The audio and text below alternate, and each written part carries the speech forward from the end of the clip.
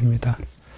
먼저 이런 부끄러운 무드 발언을 한 것을 대해서 저는 개인적으로 참혹합니다. 한마디로 밥값 못하는 국회에 대해서 이 시간에도 국민들이 지켜보고 있습니다. 개헌특위는 지난 탄핵 과정에서 제 기억으로는 원내수석이면서 야당이었습니다. 2016년 12월 31일 날 합의하고 2017년 1월 1일자로 개헌특위 가동을 위해서 여야가 그 와중에도 출범시킨 특위입니다. 그만큼 개헌의 필요성에 대해서 동의했기 때문에 시작이 됐습니다. 오늘 이 참담한 말씀들을 하시는데요. 마치 정부안이 발표를 기다렸던 듯이 일제히 반대 의견들을 내시는데 충분히 그럴 수 있습니다. 예상을 했었고요.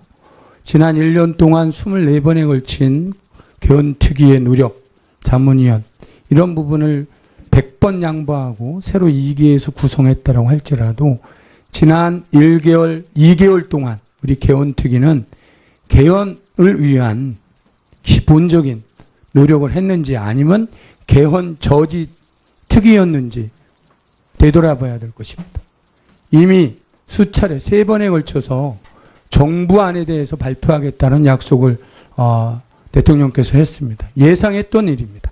마치 오늘 처음 발표하는 듯이 국민들한테 그렇게 대통령 발의가 불법 내지는 부당하다 이렇게 주장하는 것은 심히 유감스럽습니다.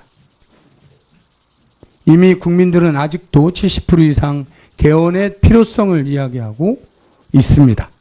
이거는 국회의원 특권이 아닙니다.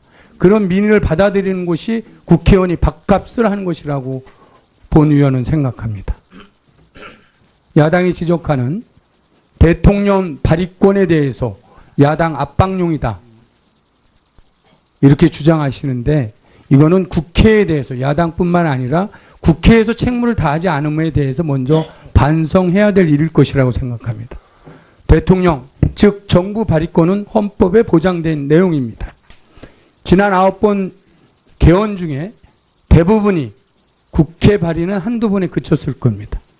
이런 상황에서 대통령 발의를 마치 부당한 행위처럼 선동하는 것은 이제 부끄러운 일이라고 생각합니다. 그거에 대해서 동의할 수 없습니다.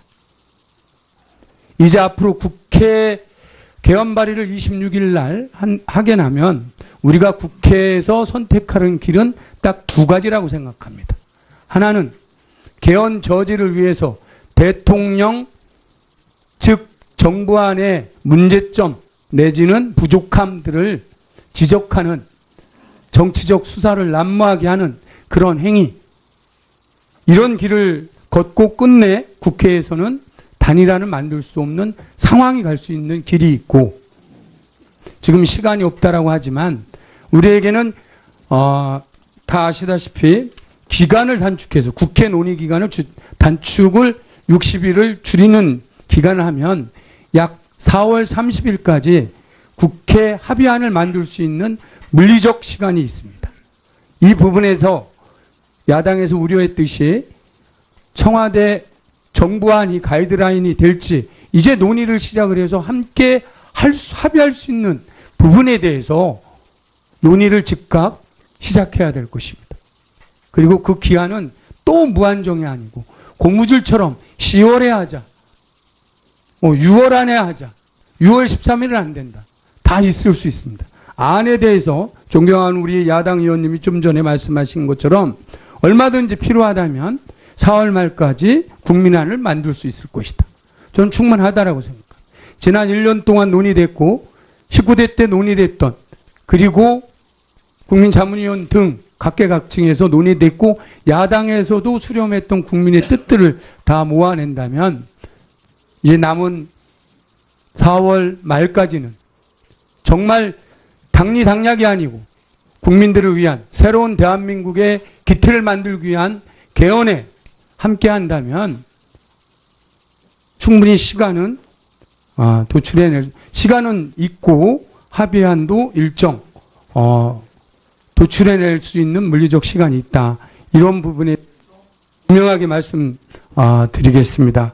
그리고 이제 오늘 특위와 26일 이후에 우리의 선택은 국민들한테, 우리 후손들한테 부끄럽지 않은 그런 선택이 됐으면 좋겠습니다. 마지막으로 우리 야당에서도 이번 주 안에 야당 개헌안을 만드신다고 하니 그 안들을 지켜보고 여야 간사들이 그 내용에 대해서 공통분모가 뭔지 그런 부분에 대해서 합의할 수 있는 부분 논의를 시작할 것을 위원장님께 다시 한번 촉구드리겠습니다. 예, 박완주 의원님 수고하셨습니다. 다음은 유민봉 의원님 말씀하실 차례입니다.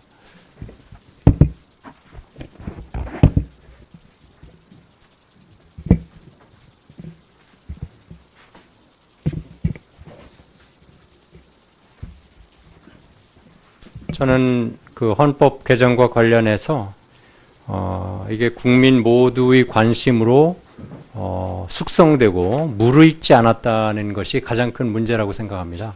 저도 이번이 두 번째 우리 헌정특위에 참석을 했는데요. 심지어 국회의원이지만 헌정특위에 참여하지 않으면 지금 어떤 조항이 어떤 식으로 개정되는지 또는 안이 논의가 되고 있는지에 대해서 깊이 있게 주인의식을 가지고 내 문제로 달려들지 않았습니다. 국민 모두가 지금 권력구조는 이런 것이 좋겠다. 헌법 개정은 필요하겠구나. 이런 굉장히 큰 필요성에 대해서는 공감을 하지만 정말 무엇을 어떻게 고쳐야 될 부분에 대해서는 사실 구체적인 그런 의미 있는 판단을 할 수 있는 그런 여건이 분위기가 성숙되지 않았다. 이렇게 봅니다. 언론이든 언론에서 이제 신문이나 방송을 보시면 지금까지 우리가 헌법 개정 관련해서 얼마나 그것을 어젠다로 해서 이슈가 되었다고 보십니까? 정말 권력구조 4년 중임 내지는 의원 내각제라든지 또는 기본권이라든지 지방분권이라든지 이런 하나하나 들어가면 그 자체가 지금 나의 삶 그리고 우리 2030 젊은 세대들은 앞으로 30년의 나의 삶에 굉장히 중요한 영향을 미치는 정말 토시 하나가 단어 하나가 철자 하나가 우리 삶에 직접적인 영향을 미치는 그런 요소들입니다. 그런 요소들을 내 문제로 생각해서 생각해볼 그런 분위기가 지금 성숙되어 있지 않다. 왜 그럴까? 되돌아보면요. 우리 사람이 가질 수 있는 인지, 관심, 집중의 총량은 일정하게 제한되어 있습니다. 그러면 지금까지 저희들에게 가장 큰 우리 우선순위, 우리 관심을 끄는 문제들은 무엇이었을까요? 북한과의 그 긴장관계, 그 다음 동계 올림픽, 그리고 앞으로 있을 그 남북 정상회담, 또 지방선거 앞에 있을 미북 정상회담, 그리고 6월 지방선거, 이런 것들이 헌법 개정에 앞서 더 중요하게, 더 긴급하게 관심을 끌고 있는 사항들입니다. 그러다 보니까 헌법 개정에 대한 그 관심이 우선순위에서 밀려 있는 것입니다.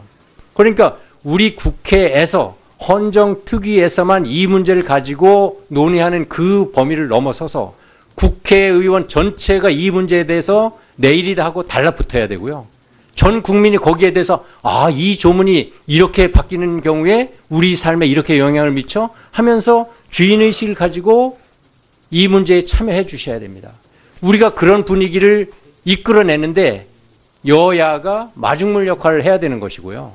그 분위기가 성숙되지 않았다는 것이 저는 아직 헌법 개정을 하는데 시기적으로 미숙하다.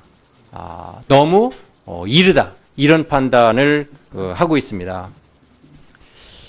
그래도 이 자리에 오니까 이제 여야가 직접 주요 내용에 대해서 이렇게 공방도 하고 또 때로는 앉아서 듣기에 거북한 그런 이야기도 아주 직접 대놓고 얘기하는 그런 논쟁이 있었습니다. 그런데 저는 어쨌든 건 논쟁이고 정말 진심으로 진정성을 가지고 이번 헌법 개정을 통해서 대한민국의 미래가 이렇게 가야 되겠다는 그런 그 미래지향적 방향성을 가지고 우리가 국회의원이 그리고 나의 소속의 정당까지도 심지어는 넘어서서 이 논의를 지금 임하고 있는가, 그런 자세도 저는 문제로 삼고 싶고요. 그 다음 대통령 개헌안 발의는 충분히 할 수 있죠. 법적으로 충분히 보장되어 있는 그런 대통령 고유의 권한일 수도 있습니다. 이제 다만 대통령의 개헌한 내용을 결정하는 그 과정이 앞서 말씀드린 대로 이제 정혜구 자문위원장을 중심으로 해서 의견을 수렴했다고는 하지만 그것이 국민적 참여와 관심을 가진 그런 개헌안이 지금 되지 못하고 있다는 점이 이제 한계가 될 것이고요. 특히 정혜구 위원장께서도 얘기했지만은 권력 구조를 우리는 가장 중요하게 이번 헌법 개정의 핵심 사항이라고 보는데 4년 중임제는 그것은 대통령께서 그런 생각을 하고 계시기 때문에 우리 자문위로서도 그것은 받아들일 수밖에 없다. 뭐 이런 정도로 하고 넘어갈 정도로 의견의 수렴이라고 보기에는, 더군다나 그것을 국민적 의견의 수렴이라고 보기에는 어렵지 않을까. 지금 이 자리에 많은 여당 의원님들 계시지만은 과연 여당 의원님들은 지금 자문위 아니면 대통령께서 발의하고자 하는 헌법 개정안을 얼마나 많이 알고 계신지 저는 그것도 잘 모르겠어요. 이 부분에서 야당에서 우려했듯이 청와대 정부안이 가이드라인이 될지 이제 논의를 시작을 해서 함께 합의할 수 있는 부분에 대해서 논의를 즉각 시작해야 될 것입니다. 그리고 그 기한은 또 무한정이 아니고 고무줄처럼 10월에 하자, 6월 안에 하자, 6월 13일은 안 된다. 다 있을 수 있습니다. 안에 대해서 존경하는 우리 야당 의원님이 좀 전에 말씀하신 것처럼 얼마든지 필요하다면 4월 말까지 국민안을 만들 수 있을 것이다. 저는 충분하다라고 생각합니다. 지난 1년 동안 논의됐고 19대 때 논의됐던, 그리고 국민자문위원 등 각계각층에서 논의됐고 야당에서도 수렴했던 국민의 뜻들을 다 모아낸다면 이제 남은 4월 말까지는 정말 당리당략이 아니고 국민들을 위한 새로운 대한민국의 기틀을 만들기 위한 개헌에 함께 한다면 충분히 시간은 도출해낼 시간은 있고 합의안도 일정 헌법에 보장된 내용입니다. 지난 9번 개헌 중에 대부분이 국회 발의는 한두 번에 그쳤을 겁니다. 이런 상황에서 대통령 발의를 마치 부당한 행위처럼 선동하는 것은 이제 부끄러운 일이라고 생각합니다. 그거에 대해서 동의할 수 없습니다. 이제 앞으로 국회 개헌 발의를 26일 날 하게 나면 우리가 국회에서 선택하는 길은 딱 두 가지라고 생각합니다. 하나는 개헌 저지를 위해서 대통령 즉 정부 안의 문제점 내지는 부족함들을 지적하는 정치적 수사를 난무하게 하는 그런 행위, 이런 길을 걷고 끝내 국회에서는 단일화를 만들 수 없는 상황이 갈 수 있는 길이 있고, 지금 시간이 없다라고 하지만 우리에게는 다 아시다시피 기간을 단축해서 국회 논의 기간을 단축을 60일을 줄이는 기간을 하면 약 4월 30일까지 국회 합의안을 만들 수 있는 물리적 시간이 있습니다. 지난 1개월, 2개월 동안 우리 개헌특위는 개헌을 위한 기본적인 노력을 했는지 아니면 개헌 저지 특위였는지 되돌아봐야 될 것입니다. 이미 수차례 3번에 걸쳐서 정부안에 대해서 발표하겠다는 약속을 대통령께서 했습니다. 예상했던 일입니다. 마치 오늘 처음 발표하는 듯이 국민들한테 그렇게 대통령 발의가 불법 내지는 부당하다 이렇게 주장하는 것은 심히 유감스럽습니다. 이미 국민들은 아직도 70% 이상 개헌의 필요성을 이야기하고 있습니다. 이거는 국회의원 특권이 아닙니다. 그런 민의를 받아들이는 것이 국회의원이 밥값을 하는 것이라고 본 의원은 생각합니다. 야당이 지적하는 대통령 발의권에 대해서 야당 압박용이다, 이렇게 주장하시는데, 이거는 국회에 대해서, 야당뿐만 아니라 국회에서 책무를 다하지 않음에 대해서 먼저 반성해야 될 일일 것이라고 생각합니다. 대통령, 즉 정부 발의권은 도출해낼 수 있는 물리적 시간이 있다. 이런 부분에 분명하게 말씀드리겠습니다. 그리고 이제 오늘 특위와 26일 이후에 우리의 선택은 국민들한테, 우리 후손들한테 부끄럽지 않은 그런 선택이 됐으면 좋겠습니다. 마지막으로 우리 야당에서도 이번 주 안에 야당 개헌안을 만드신다고 하니 그 안들을 지켜보고 여야 간사들이 그 내용에 대해서 공통분모가 뭔지 그런 부분에 대해서 합의할 수 있는 부분 논의를 시작할 것을 위원장님께 다시 한번 촉구드리겠습니다.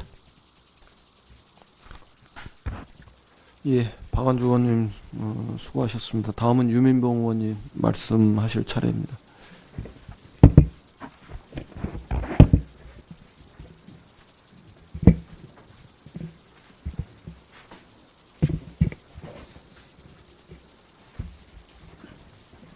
저는 그 헌법 개정과 관련해서 이게 국민 모두 줍니다. 먼저 이런 부끄러운 모두 발언을 한 것을 대해서 저는 개인적으로 참혹합니다. 한마디로 밥값 못하는 국회에 대해서 이 시간에도 국민들이 지켜보고 있습니다. 개헌특위는 지난 탄핵 과정에서 제 기억으로는 원내 수석이면서 야당이었습니다. 2016년 12월 31일 날 합의하고 2017년 1월 1일자로 개헌특위 가동을 위해서 여야가 그 와중에도 출범시킨 특위입니다. 그만큼 개헌의 필요성에 대해서 동의했기 때문에 시작이 됐습니다. 오늘 이 참담한 말씀들을 하시는데요. 마치 정반이 발표를 기다렸던 듯이 일제히 반대 의견들을 내시는데 충분히 그럴 수 있습니다. 예상을 했었고요. 지난 1년 동안 24번에 걸친 개헌특위의 노력, 자문위원 이런 부분을 100번 양보하고 새로 2기에서 구성했다고 할지라도